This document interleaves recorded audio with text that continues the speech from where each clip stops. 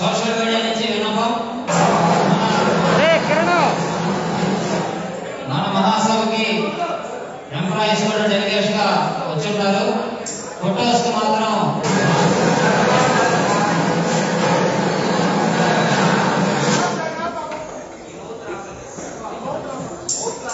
అన్ని ఆపే ఉన్నాయి.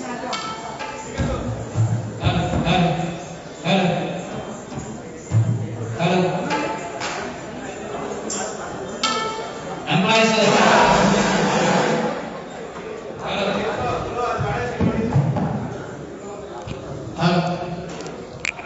సోషల్ మీడియా టీమ్ కి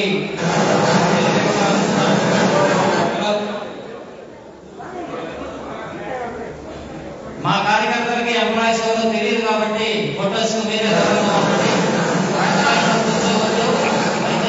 వెళ్ళవలసిందిగా కోరుతున్నాం. అది మా ముఖ్యమైన విన్నపం. దాదాపుగా ఎడిటింగ్ చేసిన ఒక ఆర్టీసీ కాంగ్రెస్ ఫోటో సెల్యూట్ చేస్తూ వచ్చింది. అది ఆల్రెడీ వాట్సాప్ లో పోలేదు కాబట్టి సరిపోయింది కాబట్టి ముందుగా జాగ్రత్తగా అనౌన్స్ చేస్తాం.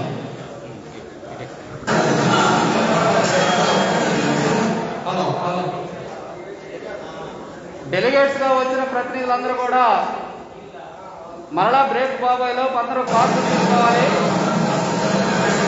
బయట ఉండకుండా అందరూ లోపలికి వచ్చి కుర్చీల్లో కూర్చోవాలి. సోషల్ మీడియా వాళ్ళు, వాలంటీర్లు అందరూ కూడా తగు జాగ్రత్తలు తీసుకొని అందరినీ కూర్చోబెట్టేటువంటి విధంగా అందరూ ఎట్లా పడితే అలా తిరగకుండా ఉండాలని విజ్ఞప్తి చేస్తున్నాం. రిజిస్ట్రేషన్కి, రిసెప్షన్కి, మినిట్స్కి అందరికీ వాళ్ళకి సీట్స్ అరేంజ్ చేయబడ్డాయి. ఎవరి సీట్లో వాళ్ళు వాళ్ళ కర్తవ్యాన్ని నిర్వర్తించాలని చెప్పి కోరుతున్నాం.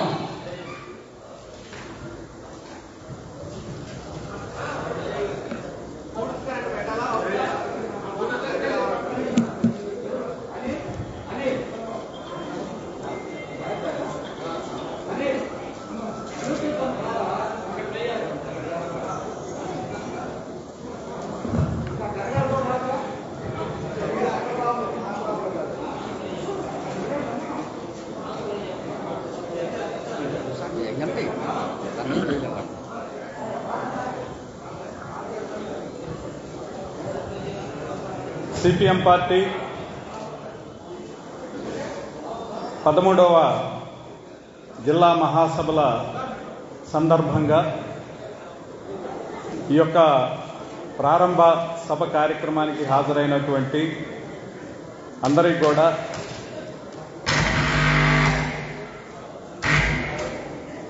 నమస్కారాలు. అట్లనే ఈ కార్యక్రమానికి మహాసభలకు హాజరైనటువంటి రాష్ట్ర నాయకత్వం, జిల్లా నాయకత్వం,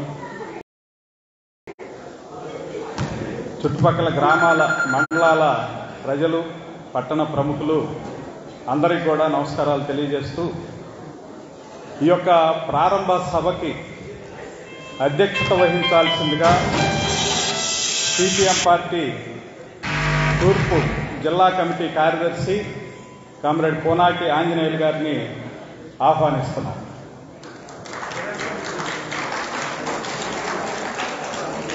అలాగే మహాసభలకి రాష్ట్ర కేంద్రం నుంచి హాజరైనటువంటి పార్టీ కేంద్ర కమిటీ సభ్యులు కామ్రేడ్ వి శ్రీనివాసరావు గారిని కూడా వేదిక మీదకి ఆహ్వానిస్తున్నాం.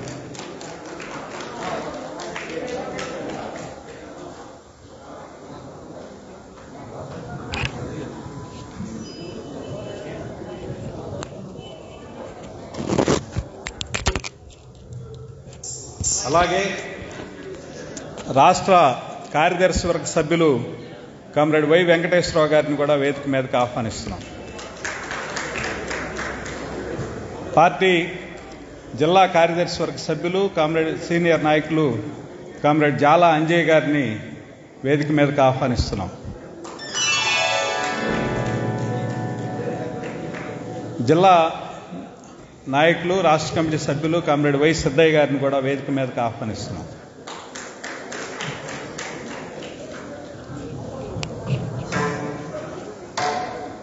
జిల్లా కార్యదర్శి వర్గ సభ్యులు కామ్రేడ్ పెంట్యాల హనుమంతరావు గారిని వేదిక మీదకి ఆహ్వానిస్తున్నాం. అట్లనే మాబు గారిని వేదిక మీద ఆహ్వానిస్తున్నాం. చేకటి శ్రీనివాసరావు గారు, కంకణాల ఆంజనేయులు గారు, జీవి కొండారెడ్డి గారు,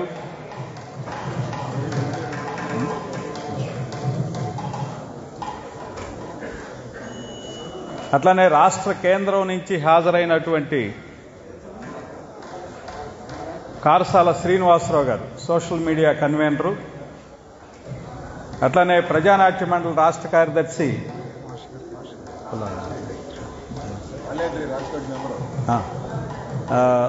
రాష్ట్ర కమిటీ సభ్యులు ఆంధ్రా మాల్యాద్రి గారు, ఎస్ అనిల్ కుమార్ గారిని కూడా వేదిక మీదకి ఆహ్వానిస్తున్నాం.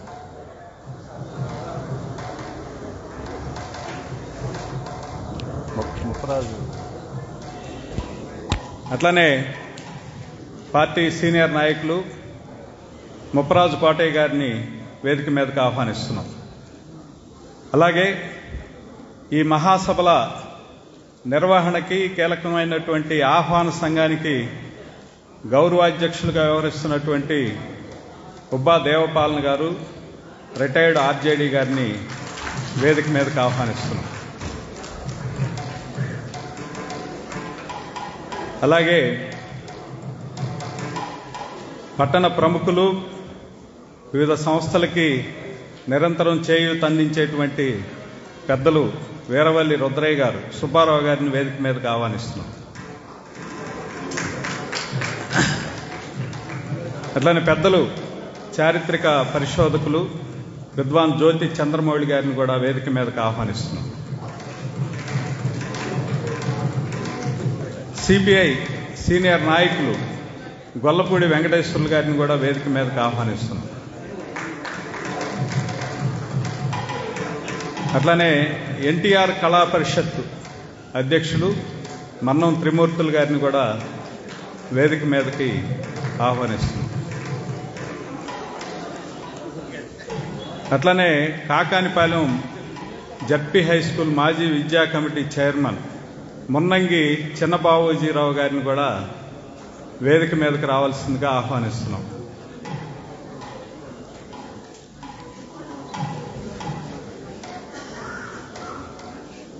మున్నంగి చిన్నబావోజీరావు గారు కట్టకిందపాలెం, వారిని కూడా వేదిక మీదకి రావాల్సిందిగా ఆహ్వానిస్తున్నాం. సభాధ్యక్షులు జిల్లా కార్యదర్శి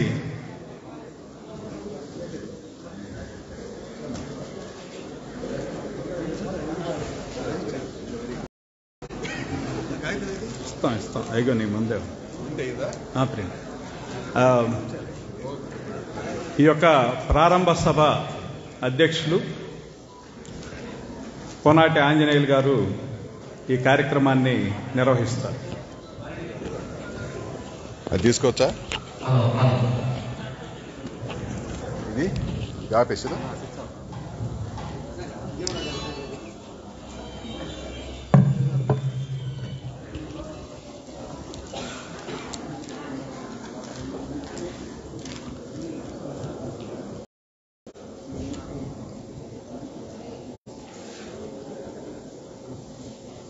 వేదిక మీదున్న సిపిఎం పార్టీ కేంద్ర కమిటీ సభ్యులు వి శ్రీనివాసరావు గారు, రాష్ట్ర కార్యదర్శి వర్గ సభ్యులు వై వెంకటేశ్వరరావు గారు, రాష్ట్ర కమిటీ సభ్యులు సిద్ధయ్య గారు, అంజయ్ గారు, మాల్యాద్రి గారు, రాష్ట్ర కేంద్రం నుంచి వచ్చినటువంటి ఆహ్వానితులు శ్రీనివాసరావు గారు, అనిల్ గారు, జిల్లా పార్టీ సెక్రటరియట్ సభ్యులు పెంట్యాల హనుమంతరావు గారు, ఎస్కే మాబు గారు, జీవి కొండారెడ్డి గారు, చేకటి శ్రీనివాసరావు గారు, కంకణాల ఆంజనేయులు గారు, వేదిక మీద ఉన్నటువంటి మన ఆహ్వాన సంఘానికి అధ్యక్షులుగా ఉండి ఈ ఏర్పాట్లలో ఒక ప్రముఖులు, ముఖ్యమైనటువంటి లెఫ్ట్ ఉద్యమ శ్రేయోభిలాషులు దేవపాలన్ గారు,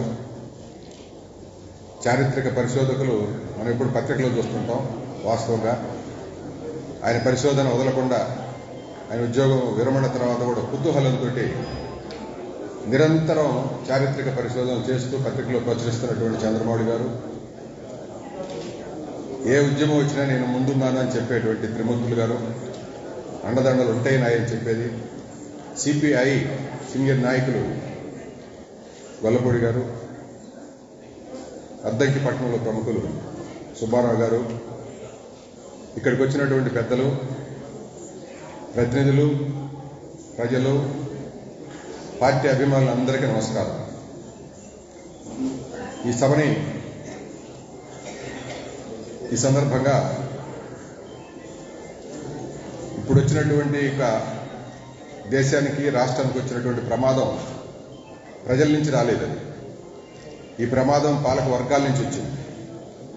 ప్రజల ఉనికికి, ప్రజల జీవితానికి, ప్రజల మనుగడకే ఒక ప్రమాదకరమైన పరిస్థితులు నెట్టివేసినటువంటి కేంద్రంలో ఉన్న నరేంద్ర మోడీ గారి ప్రభుత్వ విధానాలు అదే బాటలో కొంచెం కుడి ఎడంగా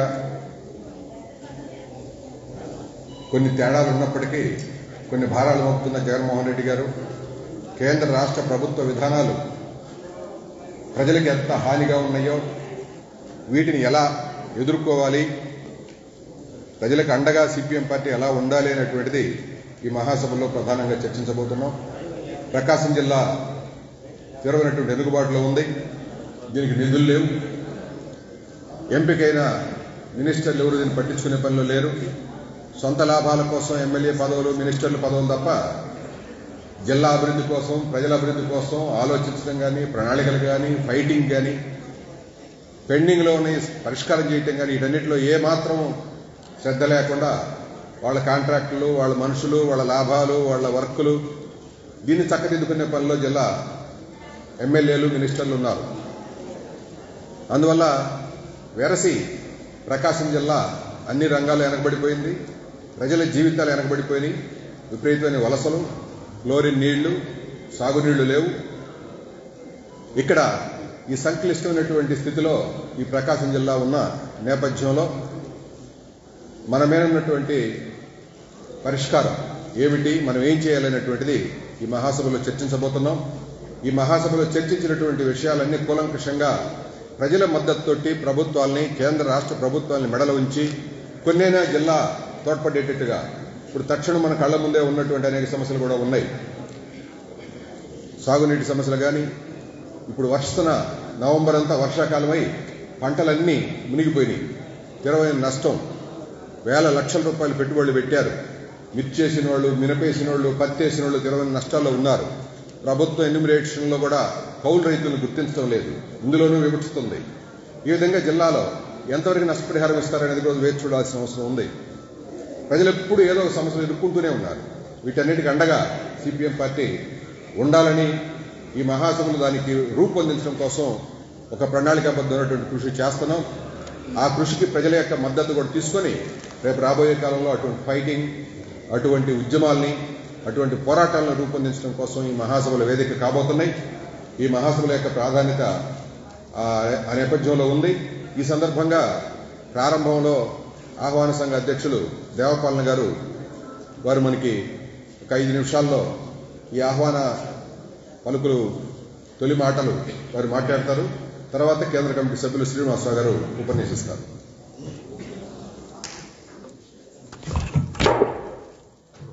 జాగ్రత్తగా దీన్ని ఏం చేయాలంటే పెడతాను.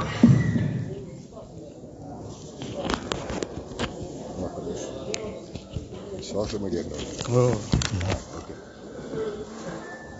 భారత కమ్యూనిస్ట్ పార్టీ సిపిఎం 13వ జిల్లా మహాసభలకు అద్దంకి కేంద్రంగా చేసుకొని జరుగుతున్న ఈ మహాసభలకు హాజరైనటువంటి మీ అందరికీ కూడా నమస్సుమాంజలి ఘటిస్తున్నాం. ఆహ్వానం ముఖ్యంగా ఇటువంటి సభలకు నన్ను ఆహ్వానించి గౌరవించినందుకు కృతజ్ఞతలు, అభినందనలు తెలుపుతున్నాను పార్టీకి. 5 నిమిషాల్లో ముగించమన్నారు. నేను 4 నిమిషాల తర్వాత ముగిస్తాను. ఎందుకంటే సభా వేదిక పైన ఉన్న పెద్దలందరినీ సంబోధిస్తేనే 2 నిమిషాలు అయిపోతాయి. కానీ ధర్మం ఏమిటంటే అందరినీ పలకరించాలి కదా, పెద్దవాళ్ళు వచ్చారు. ముఖ్యంగా సభాధ్యక్షులు తూర్పు ప్రకాశం జిల్లా పార్టీ అధ్యక్షులు పూనాటి ఆంజనేయులు గారు, కేంద్ర కమిటీ సభ్యులు శ్రీనివాసరావు గారు, రాష్ట్ర కార్యదర్శులు వై వెంకటేశ్వరరావు గారు, రాష్ట్ర కమిటీ వై సిద్ధయ్య గారు, రాష్ట్ర కమిటీ అధ్యక్షులు అంజయ్య గారు, జిల్లా సభ్యులు మా ఊరి పింటెల హనుమంతరావు గారు, కొండారెడ్డి, చీకటి శ్రీనివాసరావు గారు, షేక్ మహబూ గారు, కంకణల ఆంజనేయులు గారు, మా మిత్రుడు చిరకాల మిత్రుడు పుల్లారావు గారు, సిపిఐ పార్టీ తరఫున వచ్చినటువంటి పెద్దలందరికీ, ప్రజానాట్య మండలి కార్యదర్శులు మా అన్నగారు కోటేశ్వరరావు బృందానికి, అద్దంకిలో అన్ని కళా సంఘాలకు వెన్నుదన్నుగా నిలిచేటువంటి మా రుద్రయ్యన్నకు, అవిశ్రాంతంగా శాసనాన్ని పరిశోధిస్తూ చరిత్రకు క్రొత్త భాష్యం చెప్పేటువంటి మా సోదరుడు చంద్రమౌళి మేష్ గారు, చాలామంది వేదిక పైన ఉన్నారు. అందరికీ కూడా నమస్కారాలు తెలుపుతున్నాను. ఇక ఇది ఒక నివేదికగా రాశాను. మొట్టమొదటే చిరకాలం సాగినటువంటి రైతన్నల యొక్క ఉద్యమం తొలి విజయం సాధించింది. అందుకని మహాకవి శ్రీశ్రీ గారి యొక్క ఆ గేయంతోనే నేను స్టార్ట్ చేశాను. ఈ సందర్భంగా నా ఉపన్యాస నివేదికను మహాకవి శ్రీశ్రీ గారితో మహాప్రస్థానంలో ఆరంభిస్తాను. పొలాలనన్నీ ఫలాల దున్ని ఇలా తలములో హేమం పిండగా, జగానికంతా సౌఖ్యం నిండక విరామ మెరుగక పరిశ్రమించే, బలం ధరిత్రికి బలి కావించే కర్షక వీరుల కాయము నిండా, కాలువ కట్టే ధర్మజలానికి ధర్మజలానికి ఖరీదు లేదు. ఎవడు ఖరీదు కట్టగలడు? ఏ ప్రభుత్వం కట్టగలదు? అన్నం తినే ప్రతివాడు రైతన్నను స్మరించుకోవాలా? ఈ సందర్భంలో రైతన్ను మోసం చేసేటువంటి ప్రభుత్వాన్ని ఆక్షేపిస్తున్నాను. అద్దంకి యొక్క వైభవాన్ని, ముఖ్యంగా 45 ఏళ్ల నుంచి ఈ నేలపై నడుస్తున్నాను కాబట్టి కొన్ని అభిప్రాయాలు నాకున్నాయి. అద్దంకిలో పైగా కమ్మరి కొలిమి, కుమ్మరి చక్రం, జాలరి పగ్గం, సాలెల మగ్గం, శరీర కష్టం స్ఫురింపజేసే గొడ్డలి రంపం కొడవలి నాగలి, నా వినిపించే నవీన గీతికి, నా విరచించే నవీన రీతికి భావ్యం భాగ్యం ప్రాణం ప్రణవం. అద్దంకికి ఎంతో చరిత్ర ప్రాధాన్యత ఉన్నది. పల్లవ చోళ తూర్పు చాళుక్య బోయ కాకతీయ రెడ్డి విజయనగర ప్రభువుల ఏలుబడిలో ప్రకాశించిన ప్రాంతం ఇది. ప్రోలయ వేమారెడ్డికి రాజధాని నగరంగా విలసిల్లిన పట్టణం ఇది.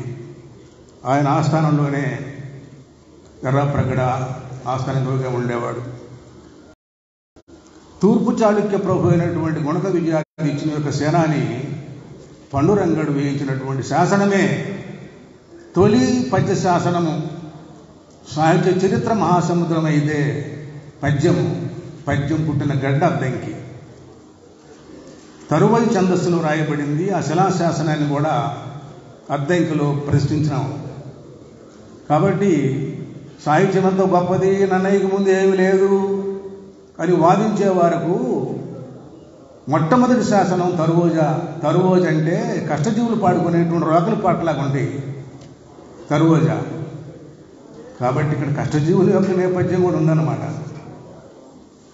అది అందుకని అంటాడు చంద్రమౌళి గారు, గలగలపారే గుండ్లకమ్మనది తలతల మెరిసే భవనాసి అని నా వెనక కూర్చున్నాడు చంద్రమౌళి గారు రాసిన పుస్తకం. అద్దంకి చరిత్ర మొత్తం సారం విన్నాడు ఆయన.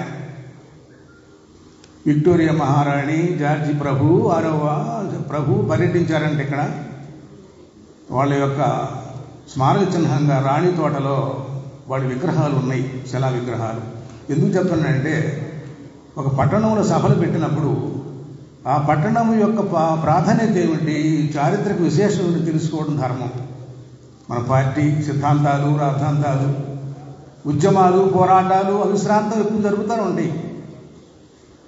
విరామం మెరుగక అన్నాడు రైతు, అదే ఎప్పుడు ఉద్యమం జరుగుతుంటాయి. మాకంటే కూడా అనునిత్యం ఉద్యమించేటువంటి మీకే ఎక్కువ జ్ఞానం ఉంటుందండి నా ఉద్దేశంలో. ఎందుకంటే మీకు అనుభవం వస్తుంది, మీ అనుభవాలు మాకు చెప్తారు. మేము ఉద్యోగాలు చేసుకుంటున్నాం, కానీ మీరే ఈ నేలపైన సమస్యల్ని చిరుద్యోగులు, నిరుద్యోగులు, కష్టజీవులు, కర్మవీరులు, కులవృత్తుల వాళ్ళు కరోనా నేపథ్యంలో అన్నం పెట్టినారు సుందరి భవన్లో. సామాన్య విషయం కాదు. అసలుకే పేద పార్టీ, దానికి తోడు కరోనా వచ్చినప్పుడు ఆదుకున్నారండి కొన్ని వేల మందిని ఇక్కడ.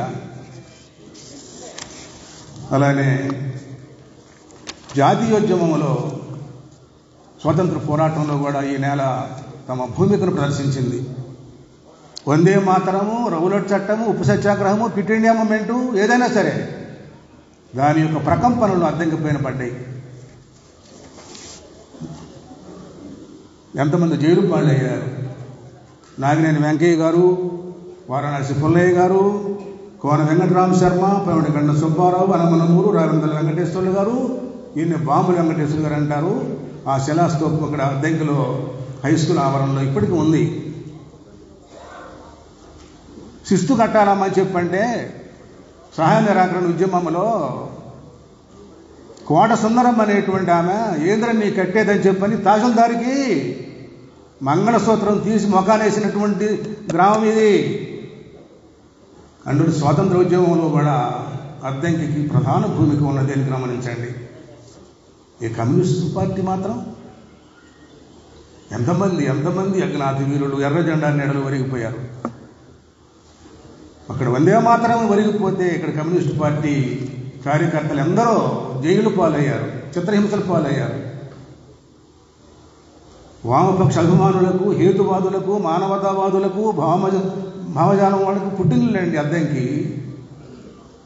మదన నారాయణ స్వామి గారు మా ఊరు వస్తే చందలూరు, మా చిన్నతనంలో స్వామిని అంటపడ్డ సందర్భాలు గుర్తొస్తాయి.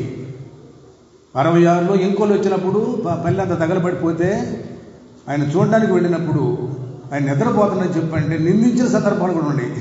ఆయన్నే మాకు దర్శనం ఇవ్వలేదు స్వామిని. స్వామిలాగా చూసుకున్నాం మదన నారాయణ స్వామి గారిని చందలూరులో.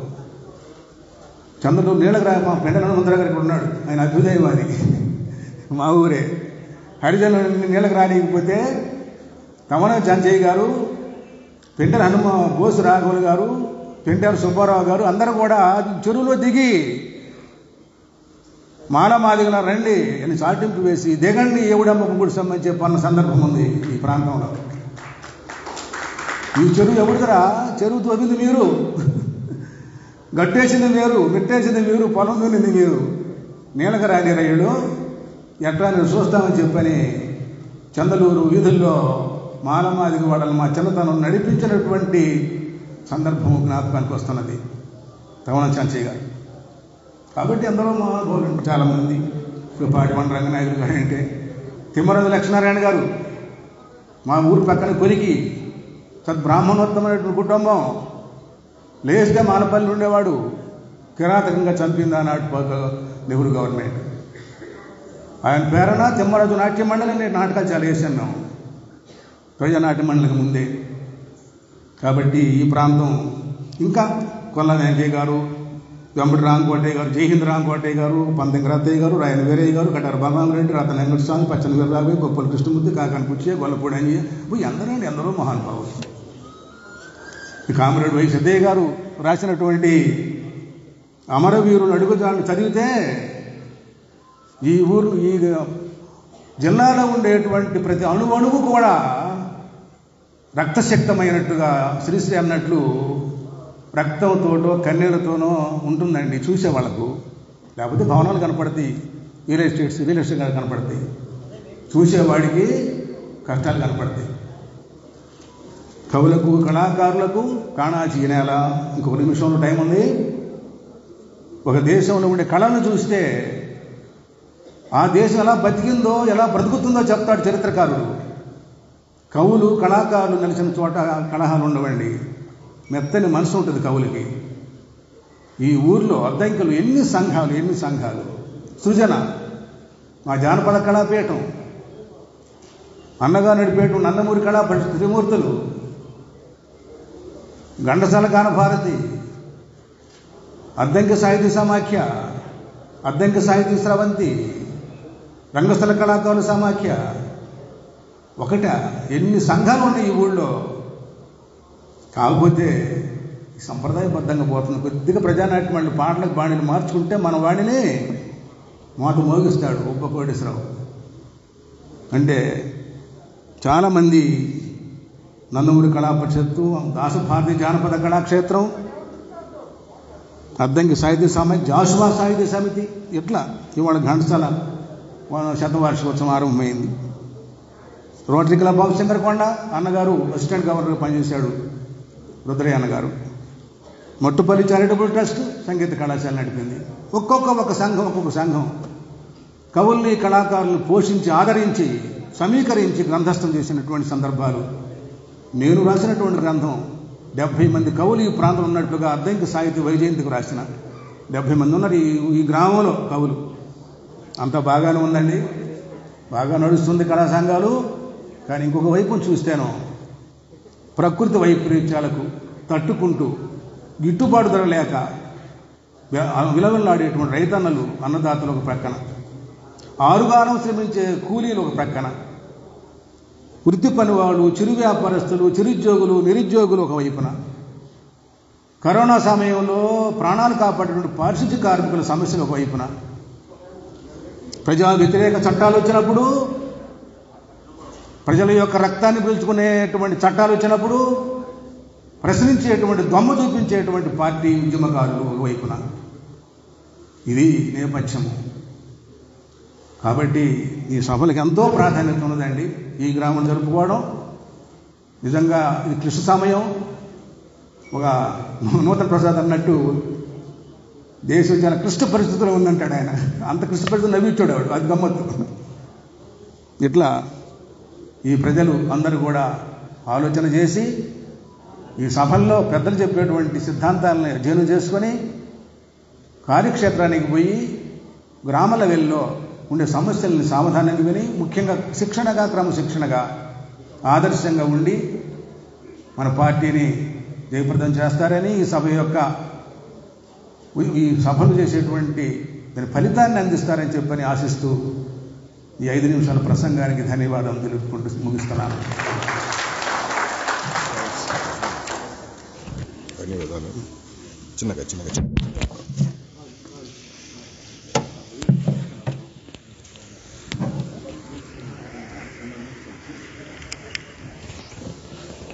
ఆహ్వాన సంఘ అధ్యక్షులు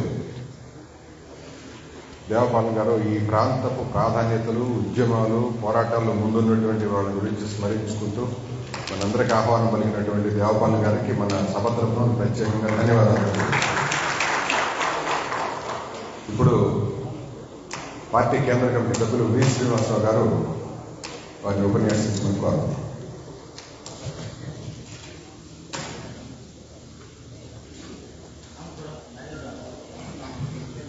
ఇది పెట్టుకోవాలి లైవ్.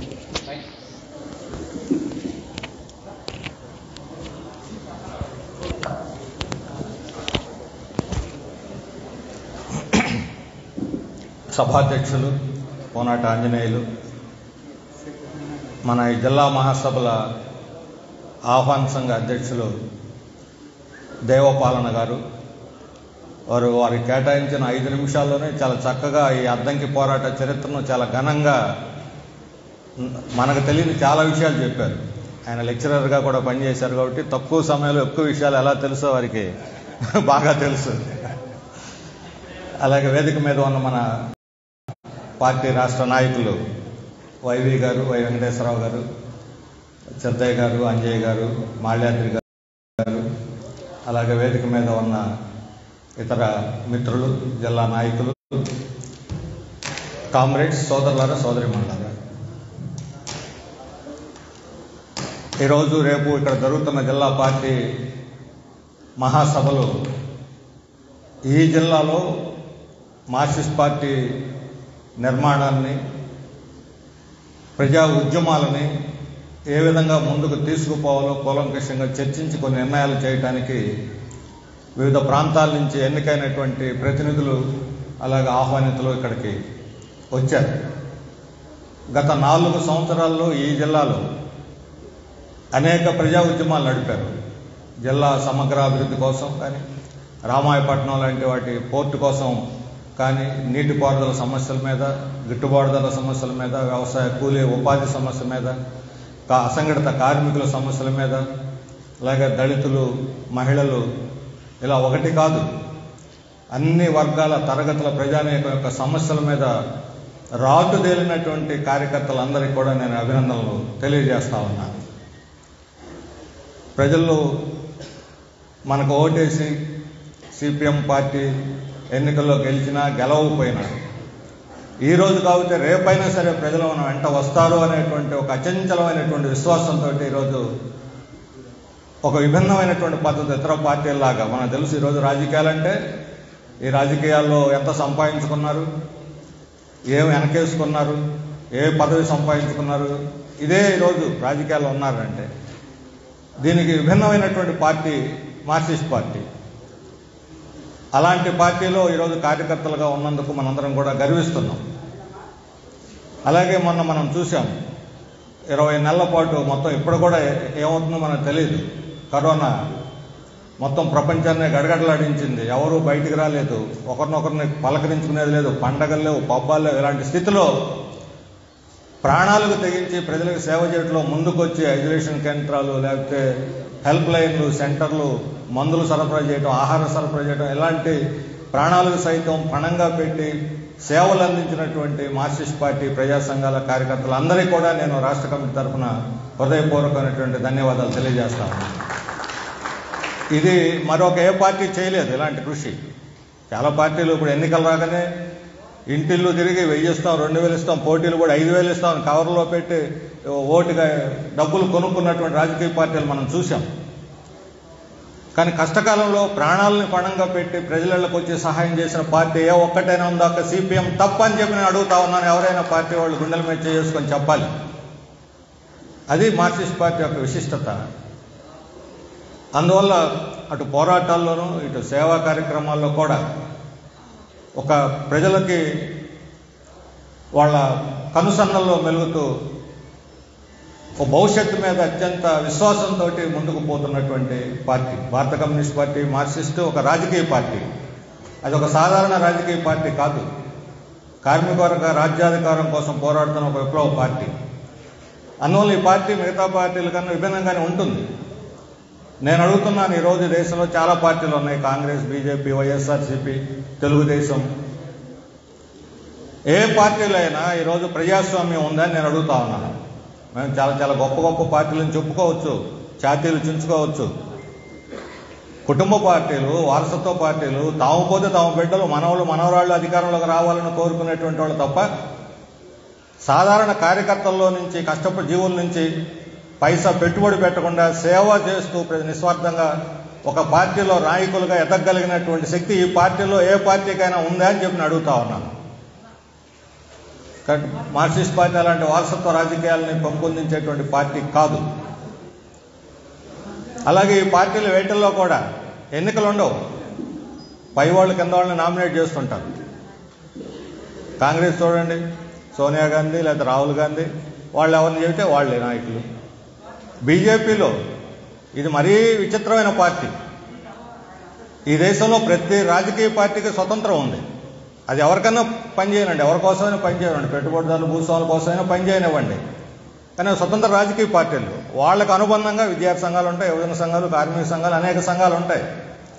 ఒక పార్టీ అనుబంధ పార్టీగా ఉండే చరిత్ర ఏ పార్టీకి లేదు, ఒక బీజేపీకి తప్ప. బీజేపీ స్వతంత్ర పార్టీ కాదు, అది ఆర్ఎస్ఎస్ అనుబంధ రాజకీయ పార్టీ. స్వతంత్రం లేని ఒక బానిస పార్టీ బీజేపీ ఈ దేశాన్ని వెళ్తా ఉంది ఈరోజు. ఆర్ఎస్ఎస్ ఎవరికి బాధ్యత వహిస్తుంది? దాంట్లో ఏమైనా ఎన్నికలు ఉన్నాయా? రాజ్యాంగం లోబడి పనిచేస్తుందా? ఒక రాజ్యాంగేతర శక్తి. అందులో ఎన్నికలు ఉండవు. సరసంచాలకుడు ఉంటాడు. ఆయన పోతూ పోతూ తన వారసుడిని నామినేట్ చేసిపోతాడు. ఆయన అందరిని నియమిస్తాడు, ప్రధాన కార్యదర్శుల్ని లేకపోతే కార్యనిర్వాహకాలని అందరినీ ఆయన చేస్తాడు. ఏమిటి ఆర్ఎస్ఎస్?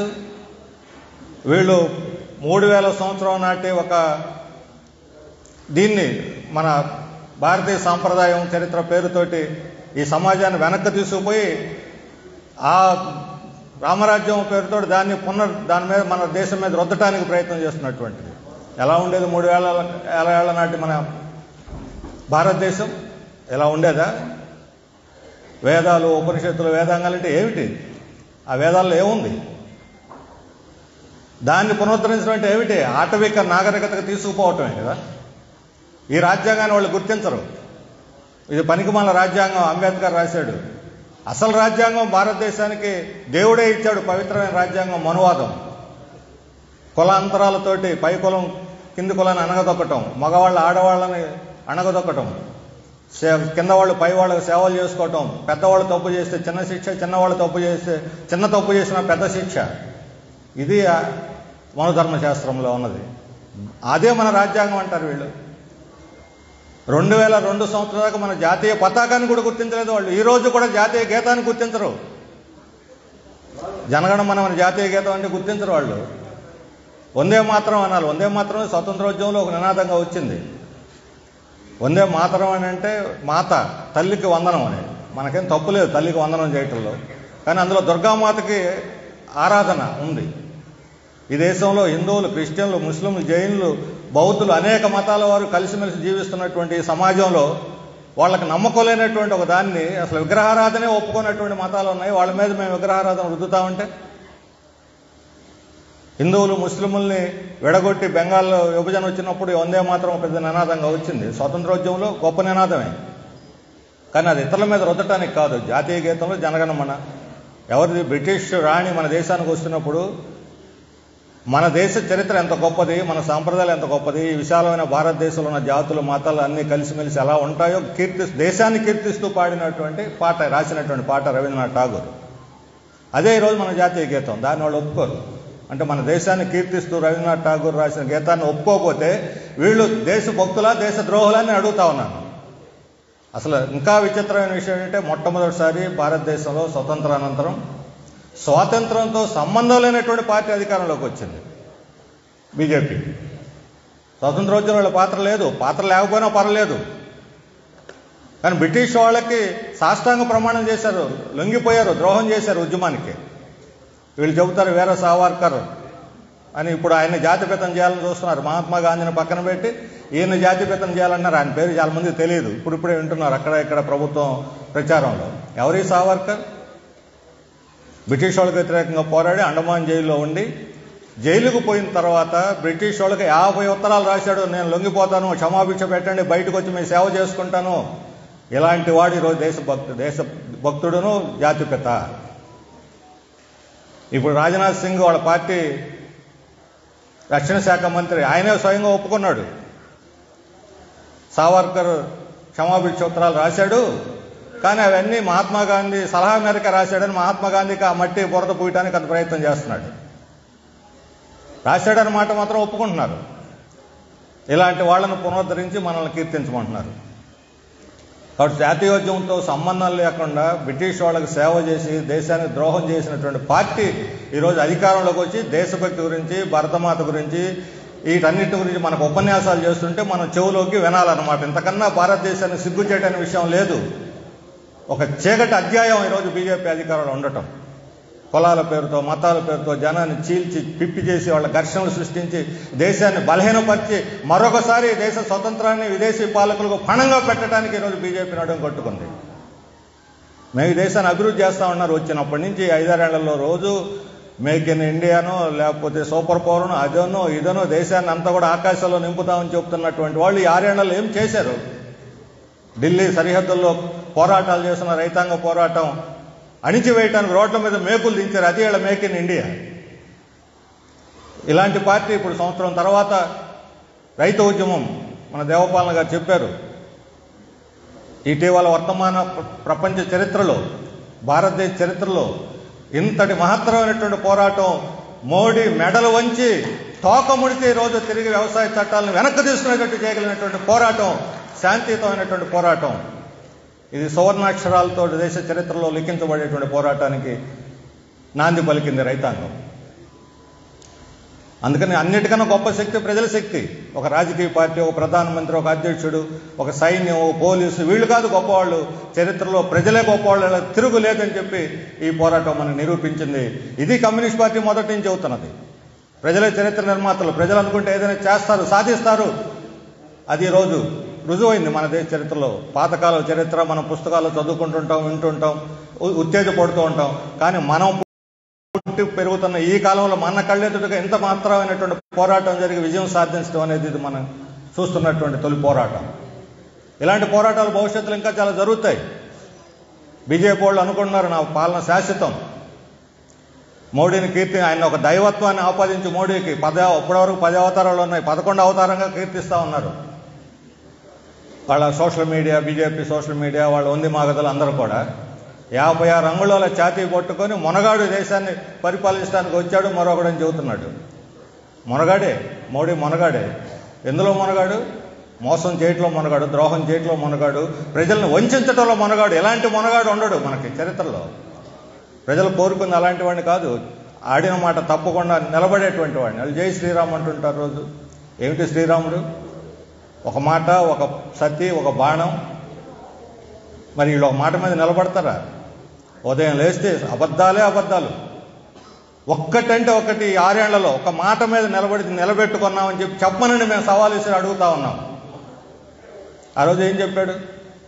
బ్లాక్ మనీ ఉంది విదేశాల్లో, అంతా తీసుకొస్తాను, ప్రతి ఒక్కరి అకౌంట్లో వేస్తాను, 15 లక్షలు వస్తాయి. వేశాడా? 15 పైసలని వేశాడా? 15 లక్షల తర్వాత సంగతి.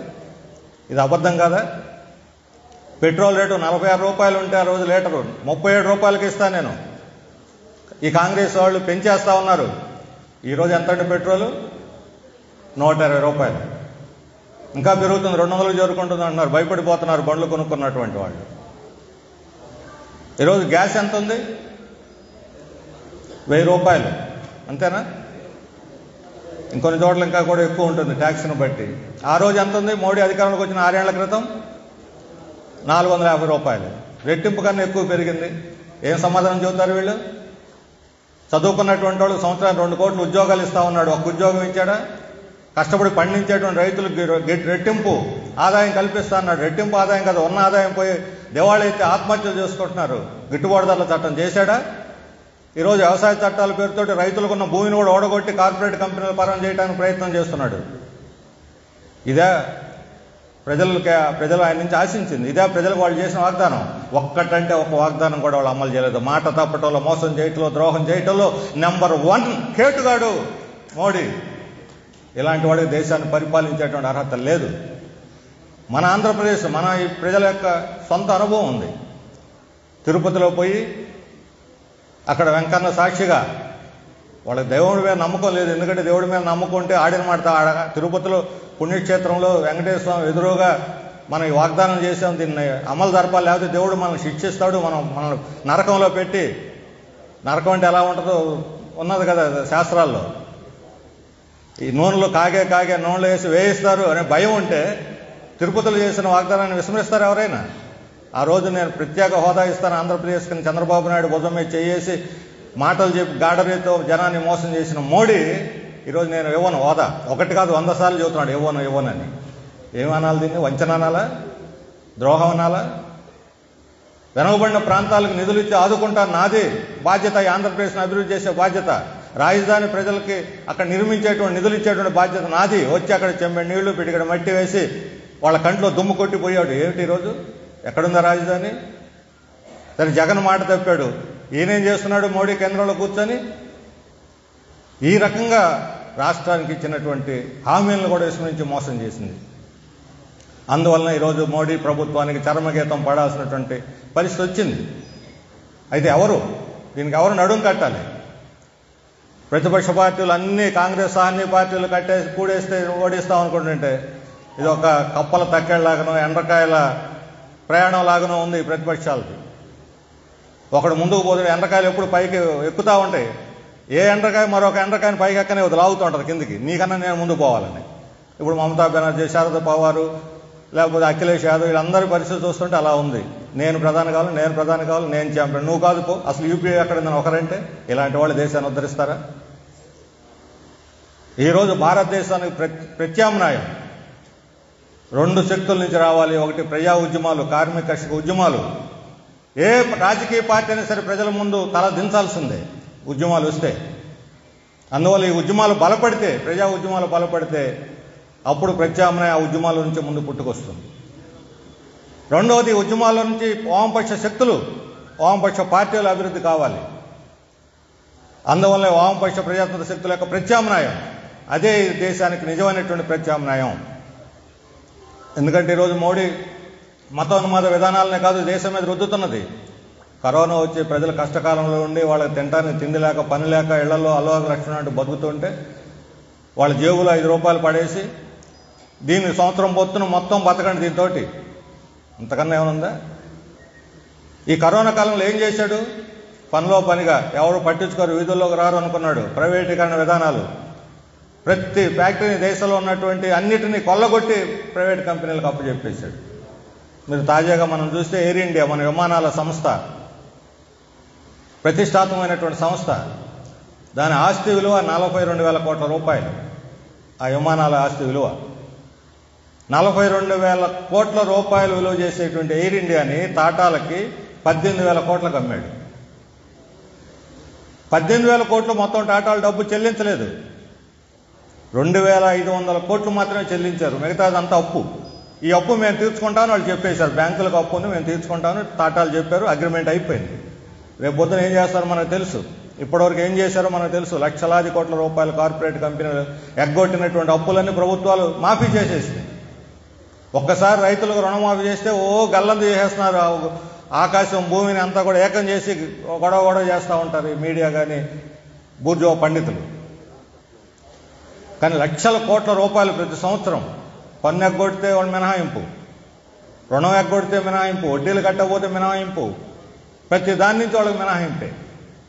రేపు పొద్దున కట్టాల్సిన ఈ అప్పులను కూడా ఎగ్గొట్టేస్తే చేయగలిగింది ఏమి లేదు. ప్రభుత్వానికి వచ్చేది 2,500 కోట్లు ముష్టి. ఒక కార్పొరేట్ కంపెనీ విధులు చేస్తుంది. 1,000 కోట్ల రూపాయలు ప్రతిష్టాత్మకమైనటువంటి ఎయిర్ ఇండియాని టాటా కంపెనీలకు కట్టబెట్టింది ప్రభుత్వం. ఒకటి కాదు, ఇప్పుడు మన విశాఖ ఉక్కు ఫ్యాక్టరీ, ఇది పోరాడి 32 మంది బలిదానం చేసి సాధించుకున్నటువంటిది అత్యంత ఆధునికమైనటువంటి ఫ్యాక్టరీ. అది దేశంలోనే నాణ్యత కలిగినటువంటి ఉప్పును తయారు చేసినటువంటి ఫ్యాక్టరీ. అది ఈరోజు కార్మికులు వీధుల్లోకి వచ్చి సంవత్సరం నుంచి వాళ్ళు పోరాడుతున్నారు. రైతుల పోరాటం లాగానే వాళ్ళు కూడా.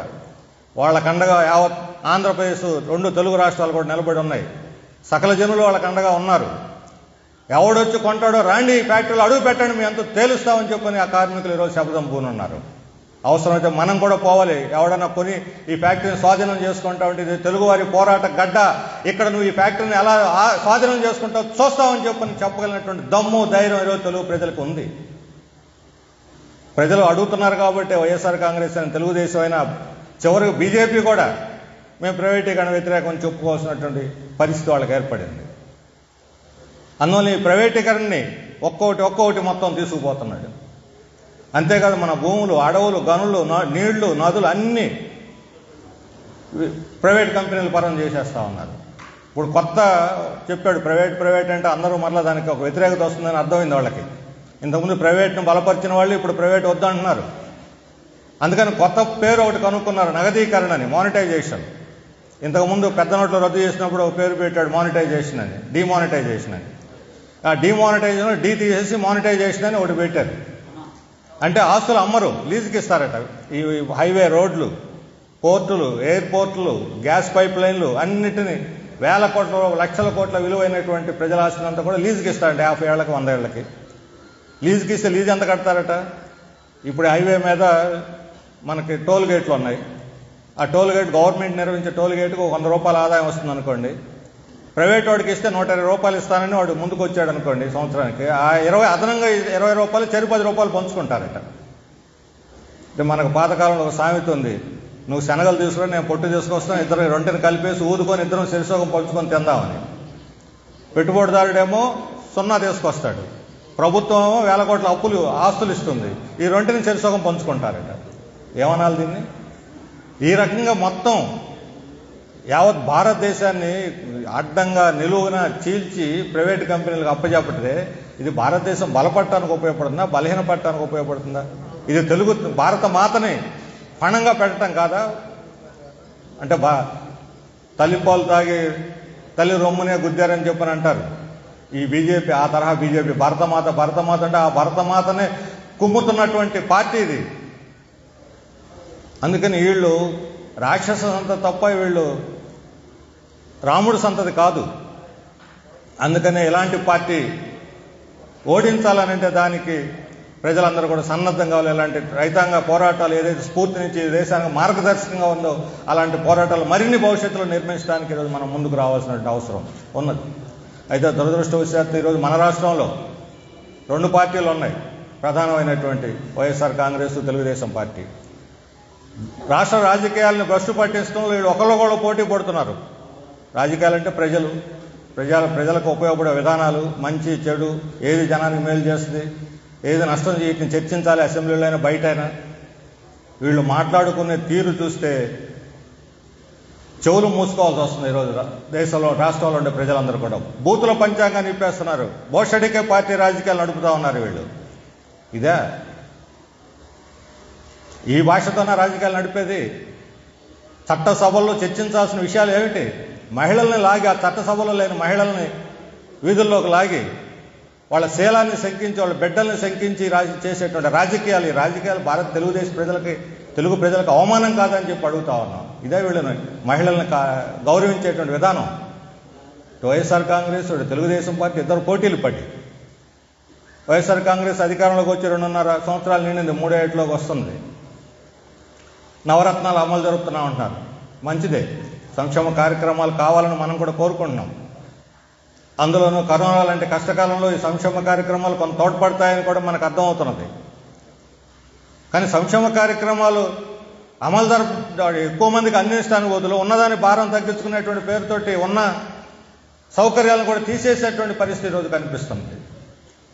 నీకు కార్డు ఉందా లేదా, ఇల్లు ఉంది, ఇంటి ముందు మోటార్ సైకిల్ ఉంది, పైన రేకులు ఉన్నాయి, కింద గచ్చు ఉన్నది, లేదా గ్యాస్ ఉంది, కరెంటు బిల్లు 300 వస్తుంది, ఏదో ఒక నెపం మోపి కారణం చెప్పి ఉన్నటువంటి అమ్మఒడినో లేకపోతే విద్యాదీవెనో లేకపోతే ఇంకొక సౌకర్యాన్ని ఎట్లా ఎత్తేయాలి, ఎట్లా కుదించాలి, పెన్షన్ ఇంకోదాన్నో, పైగా ఇస్తున్న దానికి వాళ్ళు బెదిరింపులు.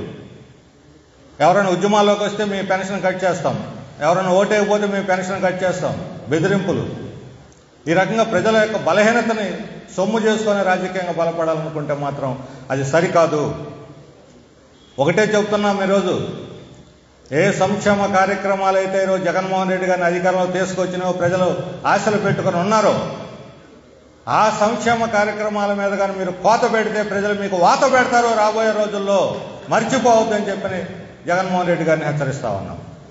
ఈరోజు ఏమిటిది? కొంతమంది అంటున్నారు సంక్షేమ కార్యక్రమాల్లో అభివృద్ధి ఆగిపోయిందని. అభివృద్ధి ఆగిపోతే కేంద్రంతో కొట్లాడి నిధులు తీసుకురావాలి. రోడ్లకైనా, డ్రైనేజీకైనా, ఇంకో దానికైనా, భవనాలు కట్టడానికైనా కేంద్రం మనకు ఇవ్వాల్సిన నిధులు ఇవ్వాలి.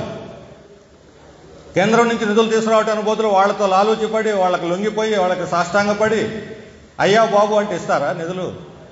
ఇవ్వాల్సిన నిధులు కూడా ఎగ్గొడుతున్నారు. 4,500 కోట్ల రూపాయలు మన రాష్ట్రం ప్రజలు చెల్లించినటువంటి జీఎస్టీ పన్ను కట్టకుండా ఎగ్గొట్టేశారు. దానికి బదులుగా అప్పు తెచ్చుకోమంటున్నారు. అప్పు ఎవరట వాళ్ళు? నువ్వు తెచ్చుకోమంటున్నారు. నువ్వు ఎక్కడైనా ఎక్కడైనా తెచ్చుకోవడానికి కూడా షరతులు. మరలా వాళ్ళు ఎవరు అప్పు? ఈయన మార్కెట్లో పోయి తెచ్చుకోవాలి. వీళ్ళు తెచ్చుకోవడానికి షరతులు. ఏమిటా షరతులు? ఆస్తి పన్ను పెంచు, చెత్త పన్ను వెయ్యి, లేకపోతే ఇళ్ళు కట్టిస్తున్నారు, పేదవాళ్ళు ఇళ్ళు ఎప్పుడో ఉన్నాయి బకాయిలు, ఆ బకాయిలు రద్దు చేసి 10,000, 20,000 వసూలు చేయ వాళ్ళ దగ్గర, లేకపోతే వడ్డీ మాఫీ చేయబాకు, పెట్టుబడిదారులకి, భూస్వాములకి వాళ్ళకి రాయితీలు ఇవ్వండి, వాళ్ళకి పన్ను రాయితీలు ఇవ్వండి. ఇది వాళ్ళ షరతులు. రైతులు కష్టపడి పండించేటువంటి మోటార్లు పెట్టుకుంటే మీటర్లకు పెట్టండి, ఆ మోటార్లకి బిల్లులు ఇవ్వండి వాటికి. ఈ రకమైన షరతులు పెడితే నేనే గొప్ప ఛాంపియన్, మోడీ ఆడ చెప్పడం ఆలస్యం, వెంటనే హెడ్ మాస్టర్ చేసే టీచరు బెత్తం తీసుకుని పిల్లకాయలను బాధినట్టు వెంటనే ఈయన రంగంలో దిగి వెంటనే అందరి మీద పన్ను ఛార్జీలు చేసేస్తా ఉన్నాడు. ఈ రకంగా భారాలు వేయటానికైనా సంక్షేమ కార్యక్రమాలు, ధరలు పెంచడానికా సంక్షేమ కార్యక్రమాలు? ధరలు పెంచకుండా, భారాలు వేయకుండా సంక్షేమ కార్యక్రమాలు అమలు జరిపితే ఈ రాష్ట్రంలో ప్రతి ఒక్కళ్ళు కూడా మిమ్మల్ని అభినందిస్తారు, మీ వెంట నిలబడతారు. కానీ సంక్షేమ కార్యక్రమాల పేరుతో ధరలు పెంచి భారాలు వేస్తే మాత్రం చూస్తూ ఊరుకోరు అని చెప్పి కూడా మేము హెచ్చరిక చేస్తున్నాం. అంతేకాదు ఈరోజు మన వనరులు రాష్ట్రంలో భూములు కానీ, ఇసుక కానీ, మద్యం కానీ ఆదాయాలు పెంచుకునే పేరుతోటి ఈరోజు దందా ఎక్కువైపోతుంది. ఎమ్మెల్యేలు ఒక్కొక్కళ్ళు ఒక కింగు, ఆ నియోజకవర్గానికి ఒక రాజు. వాళ్ళు ఎక్కడెక్కడ గవర్నమెంట్ భూములు ఉన్నాయి, ఎక్కడ అసైన్మెంట్ భూములు ఉన్నాయి, ఇక వీటన్నిటి మీద గద్దల్లాగా వాలి వాటిని ఎవరన్నా పేదవాళ్ళ చేతుల్లో ఉంటే, దళితులు ఇతర పేదవాళ్ళ చేతుల్లో ఉంటే బలవంతంగా గుంజుకోవటం, లేకపోతే రికార్డులు సృష్టించడం, లేకపోతే 50,000, 10,000, 60,000 వాళ్ళ చేతుల్లో పెట్టి రిజిస్టర్లు చేసుకోవటం. ఇప్పుడు జీవో తెచ్చేశారు, 10 సంవత్సరాలు పూర్తయిపోతే అమ్ముకోవచ్చు అని. అది పేదవాళ్ళకు ఉపయోగపడేది కాదు. 10 ఏళ్ల క్రితం కొనుక్కున్నటువంటి వాళ్ళు, ఆక్రమించుకున్న వాళ్ళు, రాయించుకున్న వాళ్ళు ఇప్పుడు వాళ్ళు పట్టా సంపాదించుకోవడానికి ఉపయోగపడుతుంది. అక్రమంగా పేదవాళ్ళ భూములు కాజేసినటువంటి వాళ్ళకి రక్షణ కోసం ఈరోజు ఈ జీవో తీసుకొచ్చారు.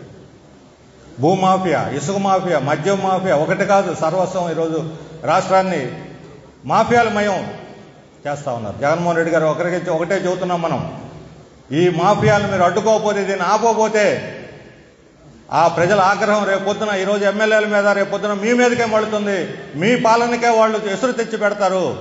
అందుకని తక్షణం ఈ మాఫియాలకు అడ్డుకట్ట వేయండి అని చెప్పని జగన్మోహన్ రెడ్డి గారిని కోరుతా ఉన్నాం మనం. జగన్మోహన్ రెడ్డి గారి పాలన ఎట్లా ఉంటే ఈయన ఎప్పుడు దిగిపోతాడా, మనం ఎప్పుడు గద్దెనెక్కుదామని కాసుకొని ఉన్నది తెలుగుదేశం పార్టీ. వాళ్ళు అధికారంలో ఉన్నంతవరకు వాళ్ళు ఏం చేశారో మర్చిపోతున్నారు, గురివింద గింజలాగా. ఈరోజు మేము అవి చేస్తాం, ఇది ఇప్పుడు వీళ్ళు 10,000 రిజిస్టర్ పెట్టారు. మనం ఒకటే కోరుతున్నాం, 10,000, 15,000 రిజిస్టర్ చేయించుకోవడం కాదు, మొత్తం పాత బకాయిలు ఎప్పుడు 20-30 ఏళ్ల క్రితం ఉన్నటువంటి బకాయిలు ఆ రోజు పేదలకు ఏం చెప్పి ఇచ్చారు వీళ్ళు, మేము ఉచితంగా కట్టిస్తున్నాం అన్నారు. బ్యాంకు రుణం ఇస్తే ఆ రుణం మేమే కడతా ఉన్నారు. ఇప్పుడు వాళ్ళ పేరుతో రుణం ఉంది, ప్రభుత్వం కట్టలా, మీరు కడతారా లేదని బ్యాంకు వాళ్ళు ఎంటపడుతున్నారు. వాళ్ళ తండ్రులో తాతలో ఉంటే వాళ్ళు ఈరోజు మన కళ్ళెదురు లేరు. ఇప్పుడు వాటిని రద్దు చేయాల్సింది పోయి మీరు 10,000, 20,000 కట్టండి, రద్దు అయిపోతే మీకు పట్టా ఇస్తాం, అమ్ముకోవచ్చు అని చెప్పి ఆశ చూపిస్తున్నారు. తెలుగుదేశం వాళ్ళు అంటున్నారు మేము వస్తే మీకు ఉచితంగా ఇస్తామని చెప్పని. మీరు 5 ఏళ్ళు అధికారం, నిన్న మొన్నదాకా మీరే అధికారం ఉంది, మీకు గుర్తు రాలేదు. ఇది కొత్తగా వచ్చిన ఇళ్ళేవి. మరి ఆ రోజు ఎందుకు రద్దు చేయలేదు అంటే, అధికారంలో ఉంటే ఒక మాట, ప్రతిపక్షంలో ఉంటే ఒక మాట. అధికారంలో ఉంటే నిరంకుశత్వం.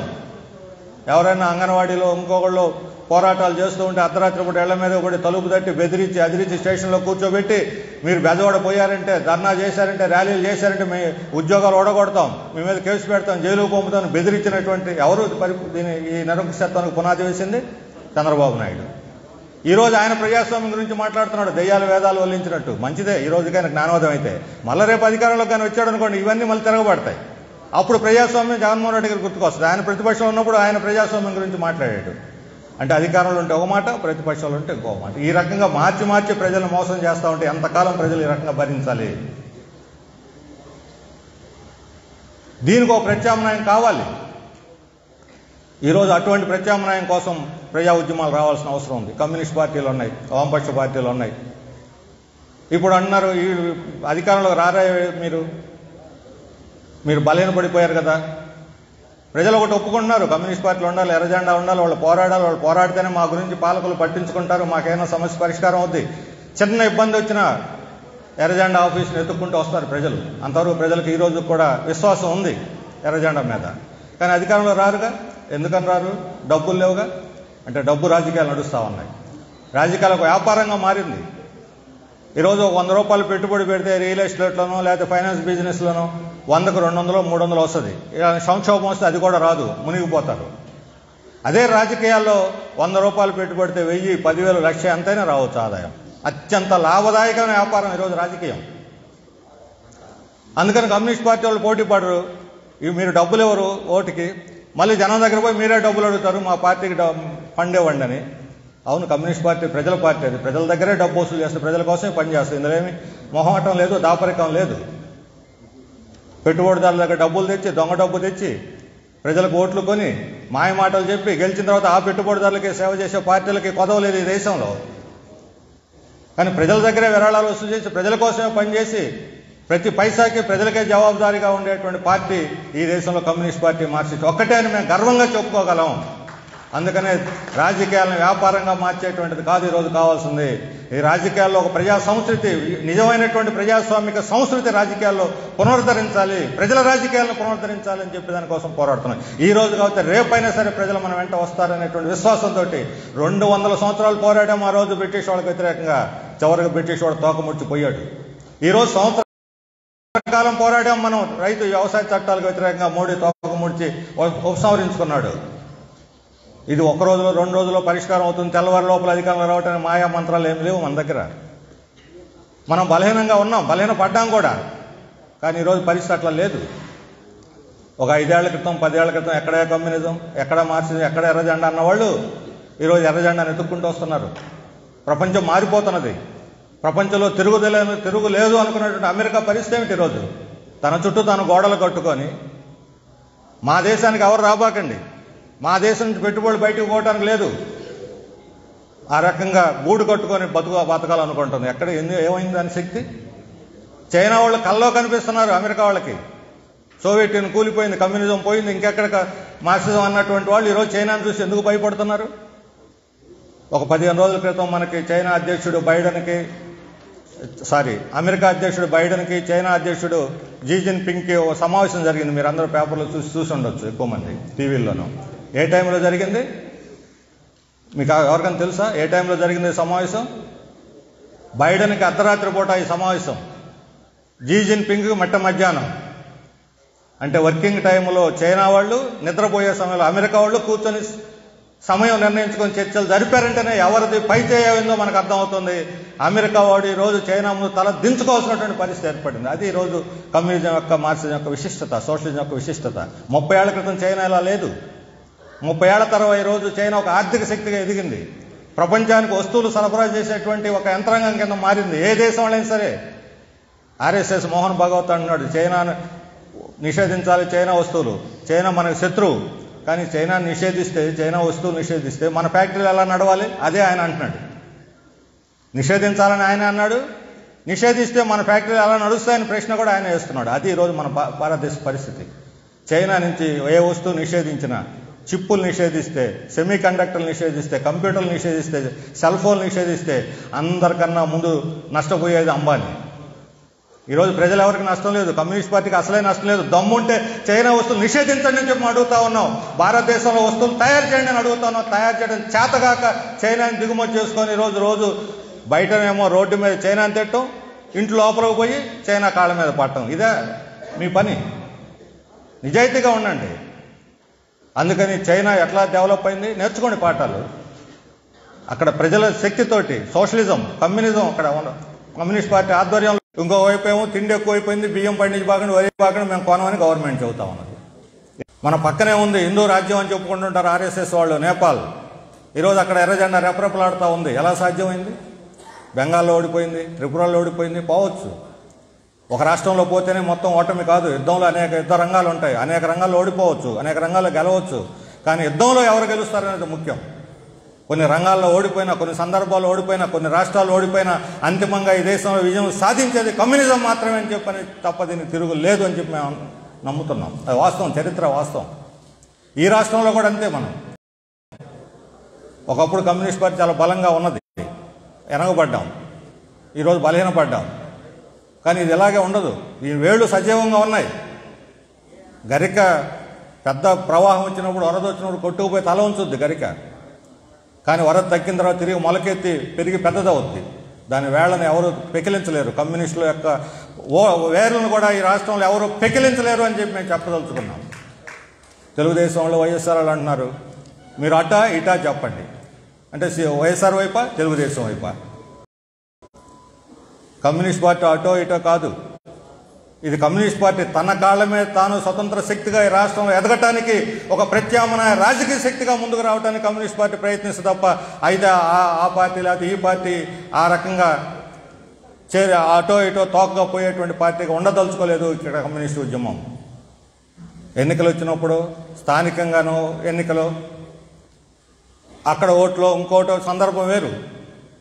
బలం ఉంటే ఎవరితోనో పొత్తు పెట్టుకోండి, బలం లేకపోతే స్వతంత్రంగా పోటీ చేస్తాం, వస్తే ఓట్లు వస్తే లేకపోతే రావు. అది 1 రోజు 2 రోజుల్లో అయిపోయేటువంటి వ్యవహారం. కానీ వాళ్ళు ఏమనుకుంటున్నారు, కమ్యూనిస్ట్ పార్టీ స్వతంత్రంగా ఎదగకూడదు, అయితే మా పక్షంలో ఉండు, ఈరోజు కమ్యూనిస్ట్ పార్టీ మార్క్సిస్ట్ కాస్త మెతగ్గా విమర్శ చేసింది అనుకోండి ఎవరి మీదనా, వీళ్ళు వైఎస్ఆర్కి సపోర్ట్ అయ్యా. కొద్ది కఠినంగా వ్యవహరించింది అనుకోండి, మాట పదజాలం ప్రజలకి కష్టపడే సమస్య, కష్టం వచ్చే సమస్య అనుకోండి, కఠిన పదజాలం వీళ్ళకి వైఎస్ఆర్కి వ్యతిరేకం.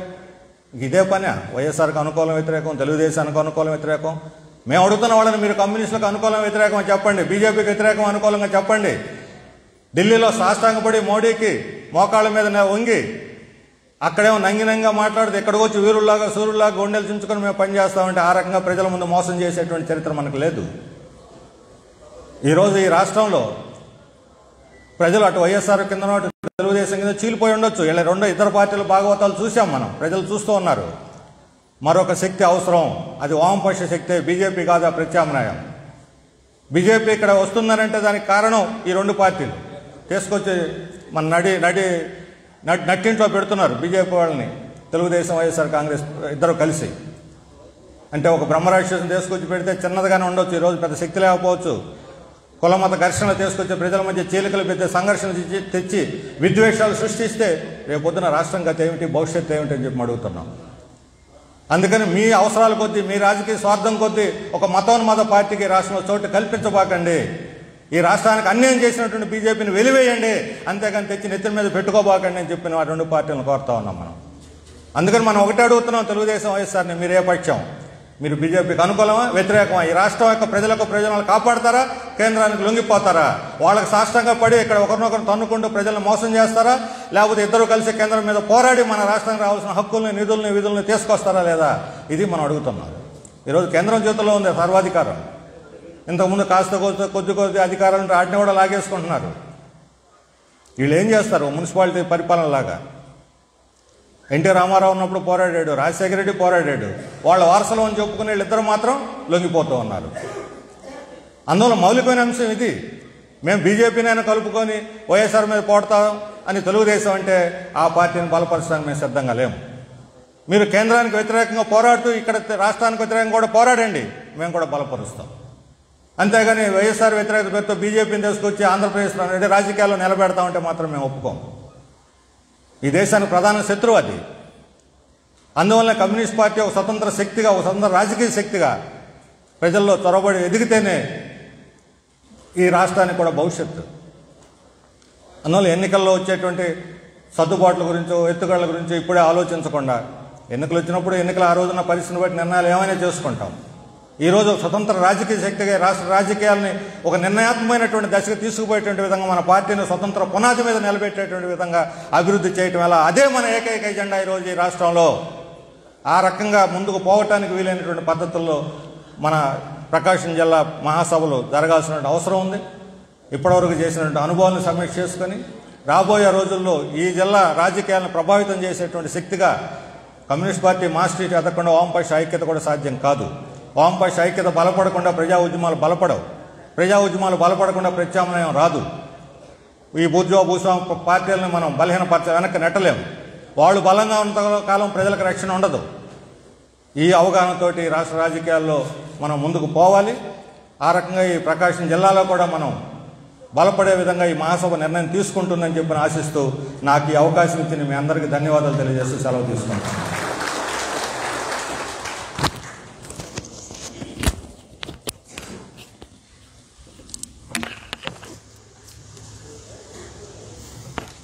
కేంద్ర కమిటీ సభ్యులు వి శ్రీనివాసరావు గారు ప్రారంభ సభలో దేశంలో ఉన్నటువంటి ప్రత్యామ్నాయంగా సిపిఎం పార్టీ వామపక్షాలు ఎదగాల్సినటువంటి ప్రాధాన్యత, దానికి ప్రజల్లో పనిచేయాల్సిన అవసరం, ప్రజల నుంచి మద్దతు కూడబెట్టాల్సినటువంటి ప్రాధాన్యత వివరించినందుకు మన సభ తరఫున ఆయనకి ప్రత్యేకమైనటువంటి ధన్యవాదాలు తెలియజేస్తున్నాం. ఇప్పుడు ఒక 2 విషయాలు ఉన్నాయి. మీరందరి ముందు అయిపోయిన తర్వాత సభను ముగిస్తాం. ఇక్కడికి ఈ మహాసభ నిర్వహణ కోసం డబ్బు తీసుకొచ్చారు కొంతమంది దాతలు. వాళ్ళని గంగయ్య ఆహ్వాన సంఘ నాయకులు కార్యదర్శి ఆయన వాళ్ళని పిలిచి ఆ డబ్బులు ఏర్పాటు చేయించడానికి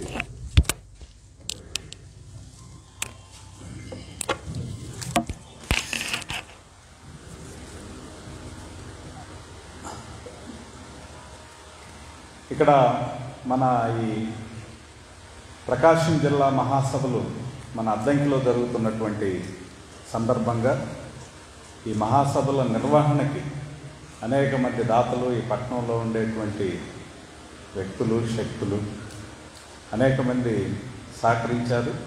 ఇంకా సహకరించడానికి కూడా ముందుకు వస్తున్నారు.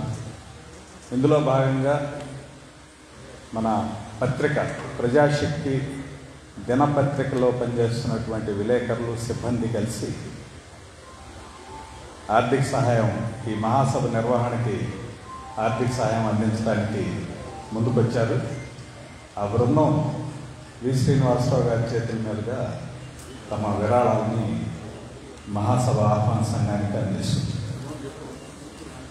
35,000 రూపాయలు ప్రజాశక్తి విలేకరుల బృందం తీసుకొచ్చింది.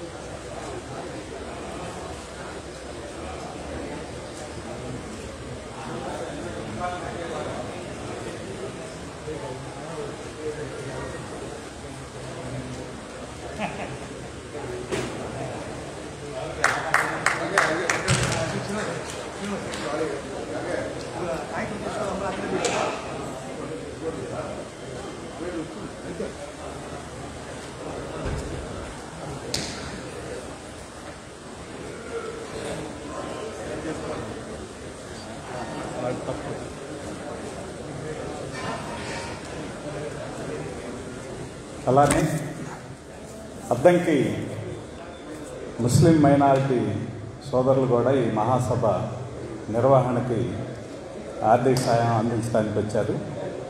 పార్టీ రాష్ట్ర కార్యదర్శి వర్గ సభ్యులు వై వెంకటేశ్వరరావు గారి చేతుల మీదుగా విరాళాన్ని అందిస్తారు. 5,000 రూపాయలు.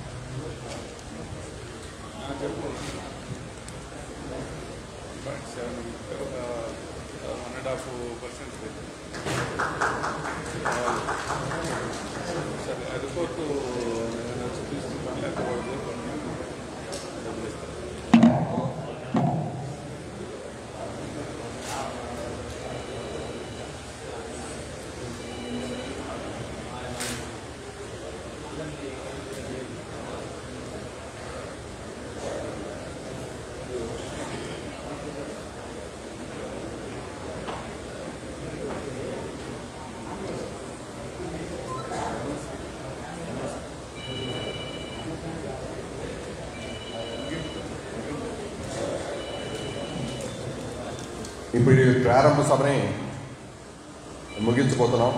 ఎందుకంటే సమయం వీటన్నిటి రీత్యా ప్రారంభ సభలో వి శ్రీనివాసరావు గారు, దేవపాలన గారు ఉపన్యసించారు.